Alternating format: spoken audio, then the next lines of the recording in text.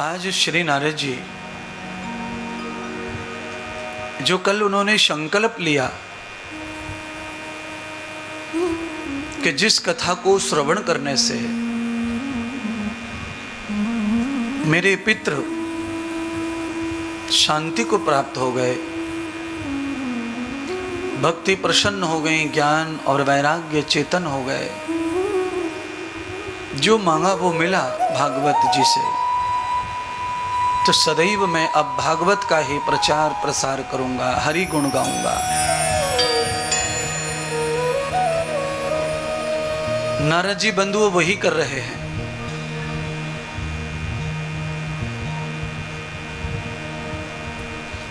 जंगल में नारद जी पेड़ के नीचे बैठे हैं और कथा गा रहे हैं। तभी मैत्री ऋषि का जंगल से प्रयाण हो रहा था, प्रस्थान हो रहा था। वहां से वो गुजर रहे थे, जा रहे थे।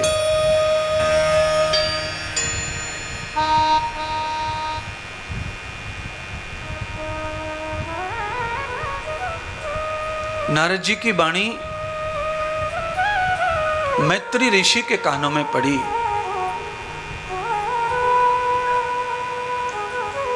और मैत्री ऋषि अचानक उस वाणी को सुनकर वैरागी हो गए।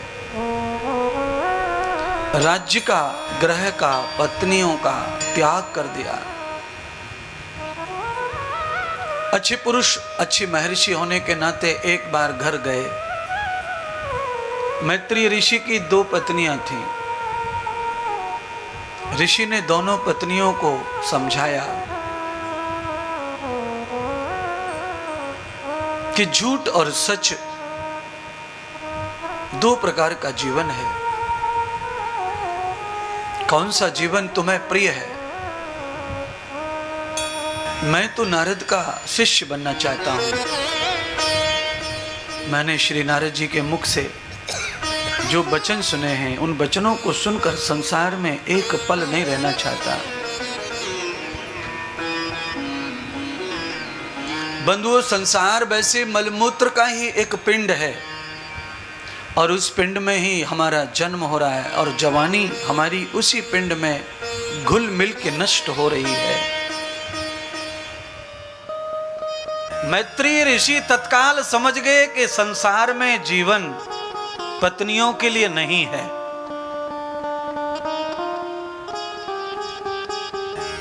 नारद की वाणी को सुन के मैत्री ऋषि को वैराग्य आ गया और अपनी पत्नियों को जाकर कहा कि मैं एक पल भी अब तुम्हारा साथ नहीं करूंगा। अब मुझे संसार नहीं चाहिए। क्यों? संसार क्यों नहीं चाहिए पल भर के लिए नारद जी को? क्योंकि नारद जी जानते हैं कि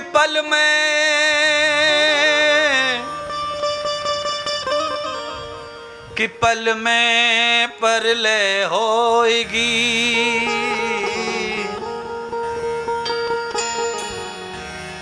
फेर करेगो कब, काल करे सो आज कर, आज करे सो अब। पल में परलय होएगी, बहोरी करेगो कब। मैत्री ऋषि तो पहले से ही महात्मा हैं, वैज्ञानिक हैं, फिलोसफर हैं। वो जानते हैं, पर जान के अनजान बने हुए थे संसार और माया के चक्कर में। आप भी जानते हैं सब कुछ, पर जान के अनजान क्यों बनते हैं? इसीलिए बनते हैं कि अनजान बनने से ही संसार का सुख मिलता है, भोग मिलता है। ये जितनी भी वासनाएं, तृष्णाएं हैं, वे अज्ञान बस पूरी होती हैं। अगर ज्ञानी हो गए तो ये मर जाएंगे तो वे खेल ही खत्म हो जाएगा, संसार अच्छा नहीं दिखे। संसार में जीने के लिए क्या है? आशा, किसी के साथ में मेलपन, चाहे वो पत्नी हो, मित्र हो, कोई भी पड़ोसी हो, किसी के साथ मन लग गया है, बुद्धि जुड़ गई है, वहां से थोड़ा बहुत सुख मिलता है, कोई आशा पूरी हो जाती है, उसके लिए संसार अच्छा लगता है हम सबको है?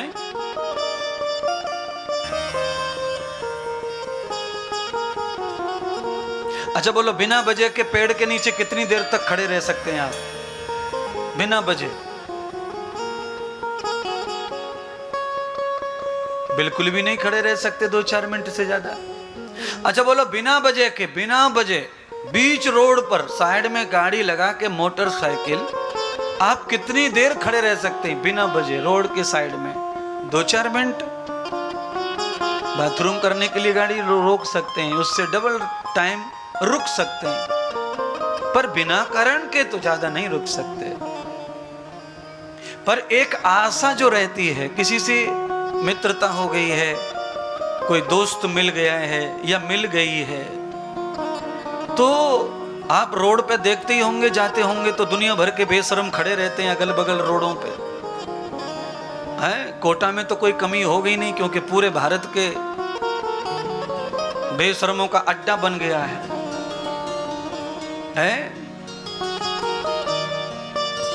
स्कूटी बेपरवाह घूम रही हैं। अब आशा के कारण ये लोग जो है अपना कितना भी टाइम कहीं भी एकांत में बिता देते हैं, जहां भी देखा सुमसाम सा वहीं खड़े हो जाएंगे, और 3 घंटे भी, 4 घंटे भी, 5 भी कम पड़ते हैं। अच्छा, इनके पास में बातें कहां से आती हैं इतनी देर तक है?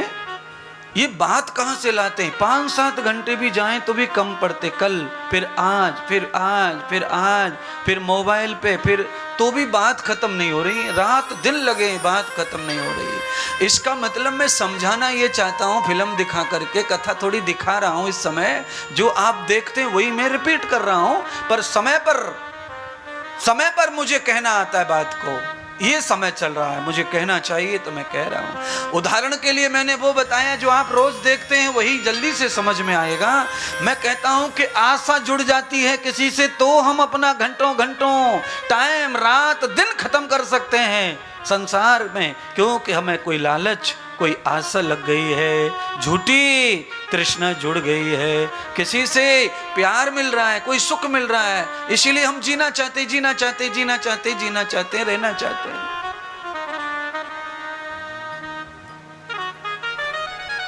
सुनिए, ये भी जो आप कर रहे हैं करो, पर इसके लिए राजस्थान के लोग कहते हैं कि 4 दिन की चांदनी और फिर अंधेरी रात है। ये आप जो आशा में जीना चाहते हैं, ये आशा 4 दिन की है। 4 दिन के बाद में यही आशा निराशा में बदल जाएगी।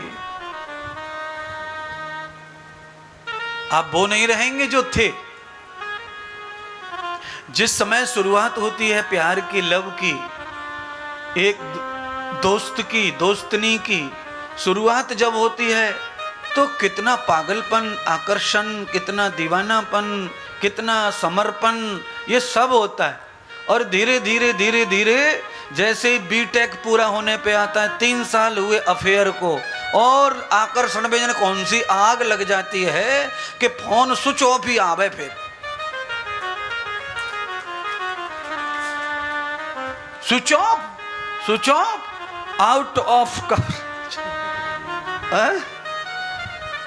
और दोनों नालायक यही मर रहे हैं, कहीं गए नहीं है, पर बस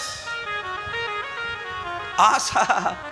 ये 4 दिन की चांदनी और फिर अंधेरी रात है। इसीलिए आप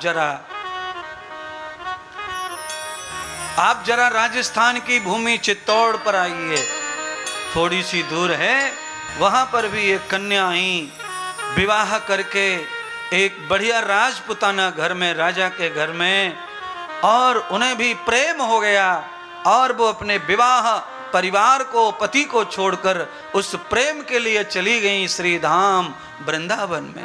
वृंदावन के लोगों ने पूछा, अरे राजस्थान की महारानी बताओ,